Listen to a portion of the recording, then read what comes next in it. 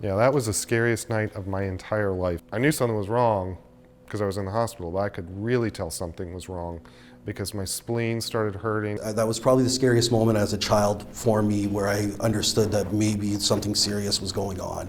Because up until then it was just, oh, you know what, I'm going to get better and get out of here. And he wrote the script, he gave it to my dad and said, I hope it's not too late. It's something I don't think people can even begin to fathom if you haven't experienced it, and thank God most people haven't. This isn't for the faint of heart at all.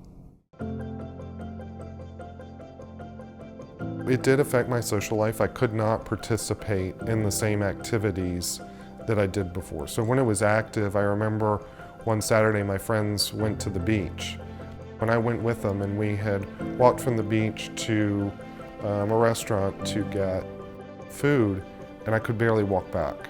They left me in the sand, and normally I would have been the fastest walker. It feels like you have a flu all the time. The fatigue is just really unbelievable. At that point, it's basically, you're just kind of surviving it at that point. It's pretty rough. I was hyper vigilant to the symptoms. Learning to live with this disease that lives in your body that can come back any time, and you just don't know when or if it will. I do think it's important for WAHA patients to participate in the research.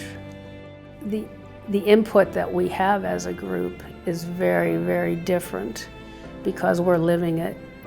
So what I would say to any patient that is considering research is to think back to how scared you were when you were first diagnosed, and how it might have felt if you were able to get your hands on information or had reassuring, advice from your physician that there was a treatment or treatment modalities available that would cure your illness.